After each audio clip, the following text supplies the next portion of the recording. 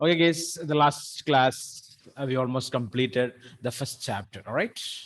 The name of the first chapter, Mr. Shubhampal? Shubhampal? The name of the first chapter? Shubham?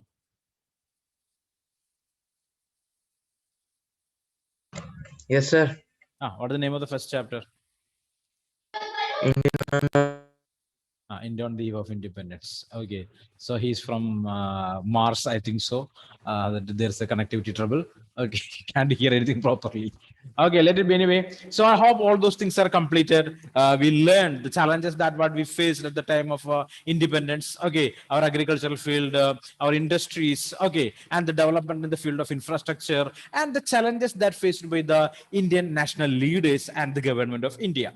Government of India. Hope all those things are clear. We wrote number of questions. It is not enough. Again, number of questions are there from that particular chapter. Anyway, I will upload that for you people. Okay. So number of students they wrote and submitted the NCRT solutions. NCRT solutions. I'm pretty happy that almost all the answers are correct. Anyway, today we are going to the next chapter from Indian economy. So our concept is two chapters from Indian economy and two chapters from macroeconomics. All right. Like that, we will move forward. Clear? 2 2. That's what our method to complete the chapters. First of all, two chapters from Indian economy and two chapters from macroeconomics theory. Clear? And here the second chapter, you can see the Indian economy in between 1950 and 1990. 1950 and 1990. Okay. So in the index, you can see this chapter is basically dealing with the goals of 5-year plans. Goals of 5-year plans. Your goals in the sense aim of 5-year plans. Agriculture development, industry and trade development. Okay, trade policy. Okay, import substitution. These are the major concepts of this chapter. Clear? Understand? Okay, so first of all, we are going to learn about the goals of 5-year plan. Okay, first of all, you want to understand what is this 5-year plan? What is this a 5-year plan? Okay, so just open your textbook and observe it clearly. There are a number of sources are there, chances are there for source-based questions from this chapter. Okay, so this is the chapter. Second chapter, Indian economy between 1950 and 1990. 1990. Okay, so carefully. So the central objective of planning in India is to initiate a process of development which will raise the living standard and open out of the people new opportunities for a richer and more varied life. Okay, so what is the purpose behind the 5-year plan there? Creating welfare in the country and helping the people to lead a good life. I mean, a better standard of living or create a better standard of living within the country. That's what 5-year plan. Number of plans and programs all together is able to make the life of the people somewhat easier in the country or somewhat richer in the country. Okay, so in introduction of this chapter, on 15th August 1947, India woke to a new dawn of freedom, the new sunrise of freedom. Finally, we were masters of our own destiny after some 200 years of British rule. So, 1947, what happened there? We become the owner of our destiny. Now, we are the people able to create changes in our country. We are the people, we are able to make administration. We are the people, we are able to make changes in the life of the people in the country. Okay, that's it. The leaders of independent India had to decide, among the other things, the type of economic system. Okay, the type of economic system. So we are discussing about a country and its development. Okay, economic system is very much important. Okay, not just the programs and policies of the government, but what kind of economy it has. Okay, a major role the economy plays for developing a country. Clear or not? So we already studied about there are three types of economic systems are there, or three types of economies are there all around the world. What are they? What are they? What are the three different systems of economy? Three different economies. What are they? Anyone? Annette Anthony? Annette? Nowadays, Annette Anthony becomes so passive. What happened? Annette Anthony? Annette? Yes, sir. Annette Anthony becomes senior student of the school now, right? That's what she become matured. So don't want to speak anything. Okay. Right, Annette? Now tell me, what are the three system of economies? Three different types of economies that existing in the world. Any idea? Connection interrupted. Elvina?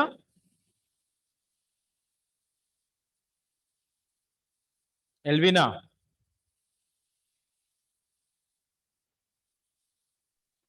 Central economy. Central economy. Lag in connection. Lag in connection. Hello? Mixed economy. Of course, Mr. Shubhampal. Very good. Okay. Here, Mr. Shubhampal is. And he's for. That's what. Correct. A mixed economy. Then? Capitalized economy. Okay. Capitalist economy. Okay. Then? One more. Who else can give the answer? Socialist economy. Very good, Karthik. Socialist economy. Okay. So these are the three types of economies that are existing in the world. It is socialistic one, capitalistic one, and the mixed economy. Mixed economy, right? Clear or not? These are the three types of economical systems that existing in the world. Okay. So we know that what is capitalist economy, where all the means of production is under the direct control of the private individuals, right? Right? Okay. So there are three different economies are there in the world, or economic systems are there in the world. One is the capitalist economy, the other one is the socialist economy, and the third one it is a mixed economy. Mixed economy. So how can we fix a economy? An economy is a mixed, an economy is a socialist, or an economy is a capitalist one. That related with the use of factors of production. The use of factors of production, right? All the means of factors of production, or all the means of production is under the control of the private individuals. So that time we can call it's a capitalist economy, right? Yes or no? All the means of production is under the control of the private individuals. Clear? And their main motto is profit making. Their main motto is a profit making. I'm repeatedly saying this. Remember, you are economic students. So these are basics of economics. Okay, basics of economics. Just remember these things there. Next one, socialist economy. Socialist economy, a country where almost all the means of production is under the control of government. Clear or not? Clear or not? So, a country where all the means of production is under the control of the government. Such kind of countries or such kind of economies are called or termed as socialist economy. Socialist economy, right? So in a socialist economy, basically government is controlling these means of production for the welfare of the people. And it is not for profit, but for the welfare of the people. Clear? So that's the difference between the capitalist economy and the socialist economy. Okay. So socialism giving importance for the development of the poor people, right? Okay, or the have-nots, or the proletarian people. Proletarian means the working class people, right? Proletarians, the working class people. Clear? So all the socialist economies are giving importance for the development of the poor people, the proletarian people, okay, or the have-nots. Clear? At the same time, a capitalist economy giving importance for profit. Okay, just profit. Okay, whoever the person who's investing money, he or she is investing money just to make a profit, just to make a profit. Profit is the main motto behind capitalism. Okay, but number of countries are there. Basically, they are following a mixed economic system. What do you mean mixed economic system? We are able to find both the features of capitalism and socialism. Is that correct, Aditya? We are able to find both the features of capitalism and socialism, where private companies will be there and public sector or public limited companies also functioning. Clear? Yes or no? So India is the best example for a mixed type of economy, mixed type of economy. Here, we are free to start an enterprise, right or not? We are free to start a company, right? Yes or no? The government will give license for us. Clear? But at the same time, we have to pay taxes. We have to pay taxes, right? Okay, and even the government also running a number of companies. Basically, some particular activities are there. Only the government can do that. Can you tell what are they?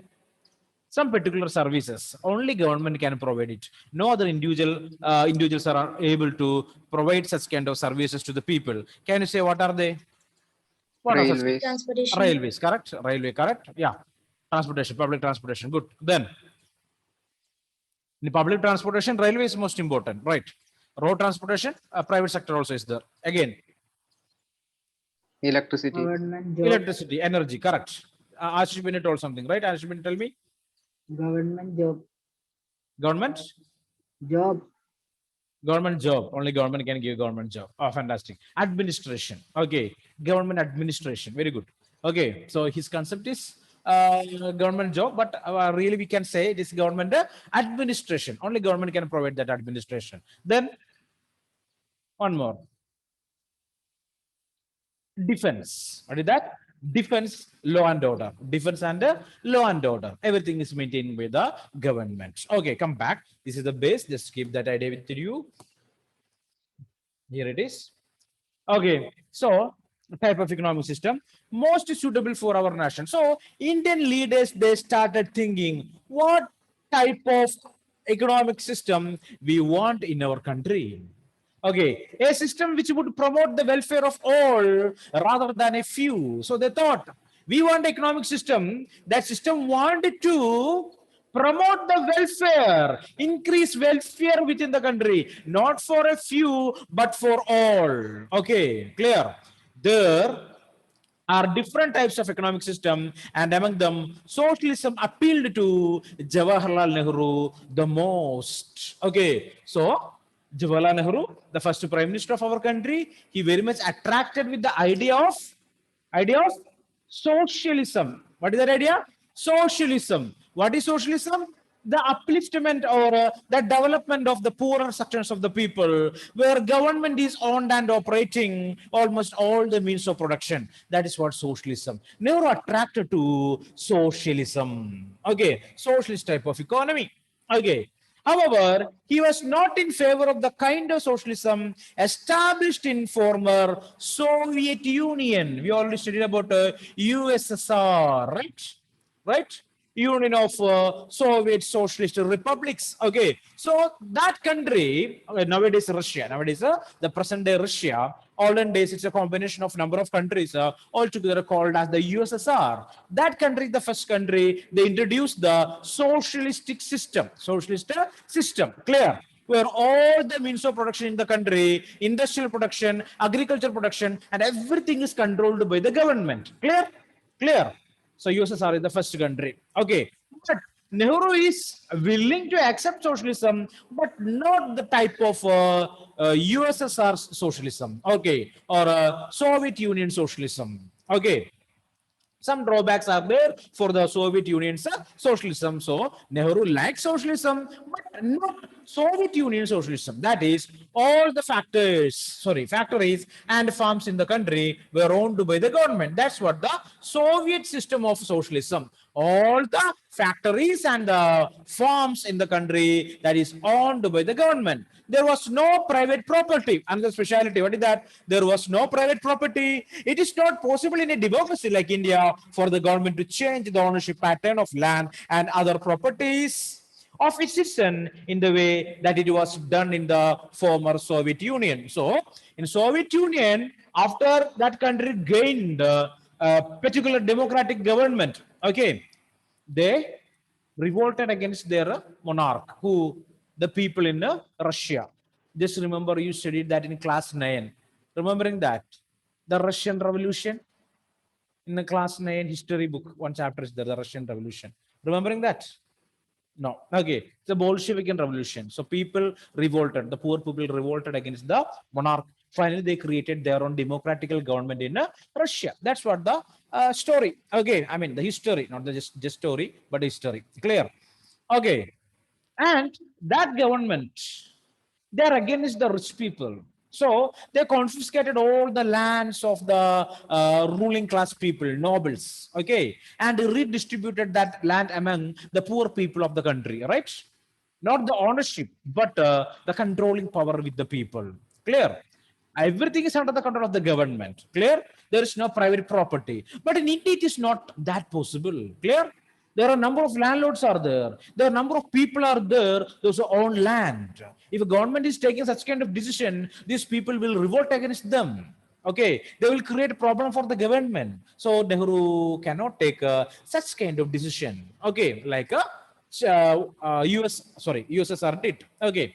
Nehru and many other leaders and thinkers of the newly independent India sought an alternative to the extreme versions of capitalism and socialism. Clear? And Nehru, along with other leaders, they start thinking, okay, which kind of system we want to adopt? Socialism, capitalism or socialism. Okay, so a strong thinking, debate and discussion. Okay, basically sympathizing with the socialist outlook. So everyone give a more important for a socialist outlook. Okay, socialism. They found the answer in an economic system which in their view combined the best features of socialism without its drawback. Okay, so they decided we will adopt socialism but without any drawbacks. So socialism have some drawbacks also.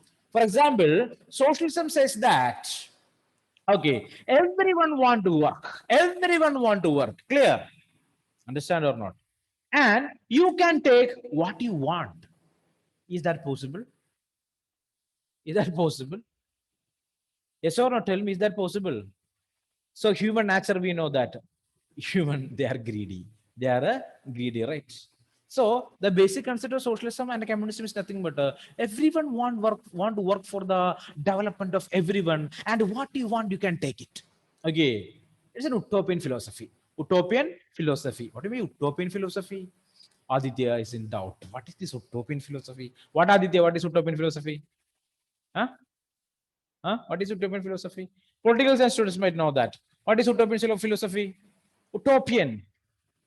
What is that? Something that doesn't exist. Definitely something that doesn't exist. Okay. Clear or not? That is what utopian. Okay. So good idea, good plan, but it will not exist. There's no chance to create such kind of a situation. Clear?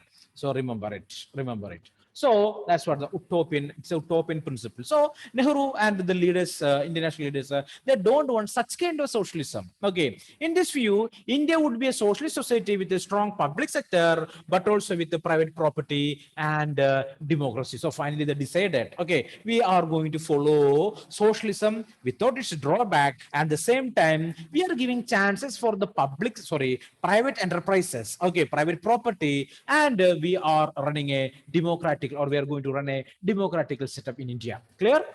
Yes or no? So give importance for socialism, and the same time, private property is there, and the private people can start an industries too.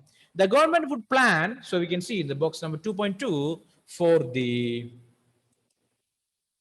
economy with the private sector being encouraged to be a part of their plan effort. Okay, so the government added private enterprises to become the part of the plan. I mean, the 5-year plan. We will discuss that. The industrial policy resolution, underline that, the industrial policy resolution of 1948 and the directive principles of the state policy. Okay, we studied there. Okay, what do you mean by directive principles of the state policy? Political science students know that. What is that? Directive principles of the state policy. What is that? Any idea? Directive principles of the state policy. We know fundamental rights, right? Okay, fundamental rights. The same time, directive principles are there for the government. What is that? Government can do anything for the welfare of the people, for the welfare of the people. Okay, directive principles. Directive principle. It is the responsibility of the government to do something for the welfare of the people. So, as per that, okay, in 1950, the Planning Commission was set up with the Prime Minister as its chairperson. The era of 5-year plans had begun from or since 1950. Okay, so for the industrial policy resolution in the year 1948, clear, they added private sector to part with or act with the 5-year plans. And in 1950, the Planning Commission was set up in India. Okay, with the chairmanship of the Prime Minister. Okay, who was that time? Who was that? 1950, who was our Prime Minister? 1950. Who the first Prime Minister of India? Who is the first Prime Minister of India? Jawaharlal Nehru. Okay. And who is the present chairperson of the Planning Commission of India?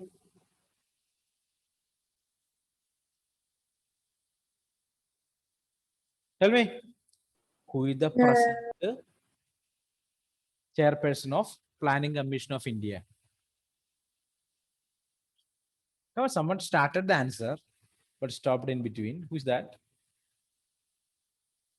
Come on, first tell me. First chairman is the first prime minister. Clear. And who is the present chairman? Narendra Modi.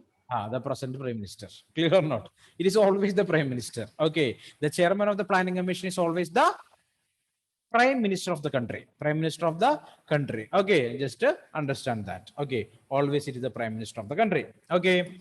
So completing here. So we are going back to box number 2.1, types of economic system. Types of economic system. Already you people know that. Okay. In class 11, first chapter from microeconomics, you studied that. The central problems of an economy that determine what kind of economy is that. What are central problems of, central problems of an economy? What are they? What are they? I will ask you, Anila Mohanan. Anila. Ashirya, 1 minute. Anila Mohanan. What to produce? How to produce? And for whom to produce. What to produce, how to produce, and for whom to produce. Aditya, any other answers are there? Are you happy with this answer, Aditya? No. Yes. Hanna Salim, is these things are correct? Sharat, is these questions are correct? Yes, sir. Yes. Okay. So what to produce, how to produce, and for whom to produce are the questions or are the central problems of an economy. So you can see here, every society has to answer 3 questions. What goods and services should be produced in the country? First, what to produce. Second one, how should the goods and service be produced? Should producers use more human labor or more capital machines for producing things there? Okay, capital intensive production or labor intensive production. Clear? And how should the goods and services be distributed among the people? For whom to produce? For whom to produce? Clear? Okay, I will give you 2 minutes for you people to read that. Just read it faster. And I will ask some questions for you people. Make it fast. Box number 2.1. So while reading, you're able to understand that what are these market forces? What is capitalist society? What is socialist society? And what is mixed economies? Clear? I told you already, right? Right.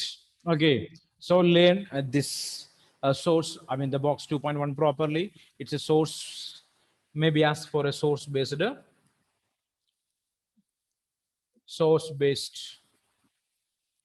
question. Okay, so just remember that. Next one, what is a plan? I already told you the 5-year plan, 5-year plan. So 5-year plan, we adopted from, our government adopted from Soviet Union. So it's nothing but moving forward with a plan for the next 5 year. Next 5 year, clear or not? So you people also will plan something, right? Okay, within 1 month, we have to achieve this. Within 2 months, we have to achieve that. Within 1 year, we will achieve this. Within 5 years, I will purchase a car. Like that way, this planning will be there with the people, right? Okay, so for the country also, such kind of plannings are there. For the government also, such kind of plannings are there. We will term that as what? 5-year plans. 5-year plans. That idea we borrowed from Russia. I mean, the Soviet Union. So here, box 2.2, what is a plan? A plan spells out how the resources of a nation should be put to use. Underline the answer for the question, what's the plan for 1 mark? You should have some general goals as well as specific objectives which are to be achieved within a specific period of time. Okay. Asking for a 1 mark, you have to write up to here. In India, plans are of 5 years duration and are called 5-year plans. Clear? So in India, the plans as of have a duration of a 5 year. So we will call that as a 5-year plan. We borrowed this from the former Soviet Union, the pioneer in national planning, the leader in national planning. Our plan documents not only specify the objectives to be attained in the 5-year of plan, but also what is to be achieved over a period of 20 years. Clear? Number of times I used to speak that. I told you people that. Okay. So our 5-year plans is not to complete or attain something within 5 years, but it is including the total development for the next 20 years. Okay, that's what I already heard about one thing there. What is that? What is that? So Abdul Kalam, he had a great vision. What is that? Vision 2020. Have you heard about that? It's a famous book written by Abdul Kalam, APJ Abdul Kalam. Okay. As per his viewpoint, okay, he used to say always, we will achieve development by 2020. 2020. But in 2020, what happened actually? The entire economy is collapsed. Entire economy is collapsed. Unforeseen, due to unforeseen reasons. This long-term plan is called perspective plan. Okay, so 5-year plan. Okay, so combination of 5-year plan for 20 years is termed as a perspective plan. Perspective plan. The 5-year plans are supposed to provide the basis of the perspective plan. So 5-year plan is always providing the basis for or base for the perspective plan for the 20 years. It will be unrealistic to expect all the goals of a plan to be given equal importance in all the plans there. So there are different goals are there for different 5-year plans there. In fact, the goals may actually be in conflict. Sometimes we are able to find different plan. Sorry, in one plan period, different ideas will be there. It will come to conflict. Okay. For example, the goal of introducing modern technology may be in conflict with the goal of increasing employment in the technology. Okay, sorry, employment. If the technology reduces the need of labor, so in one 5-year plan, we will think that we want to provide more job to the people. The same year, we will think that, or same period, we will think that we want to modernize our industrial production technology. So if you are using more technology, number of people will lose job. Okay, so that is contradictory. Okay, conflicting goals.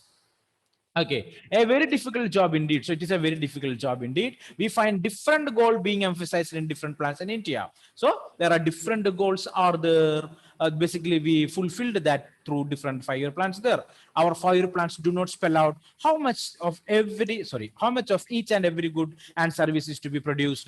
This is neither possible nor necessary. Clear. It is enough to the plan is specific about the sectors where it plays a commanding role. For instance, power generation and irrigation, while leaving the rest to the market. So in one 5-year plan, what we want to achieve, for example, it is power generation, irrigation, the government will give more importance for that. Okay, all other things they will leave to the private enterprises or private industries. Clear? Is that clear or not? The government give a more importance for that particular thing that included in the 5-year plan, or the particular idea that included in the 5-year plan. So read up to here 2.2 and learn all those things properly, and we will meet in the next class. Okay, guys? Okay, is that clear or not?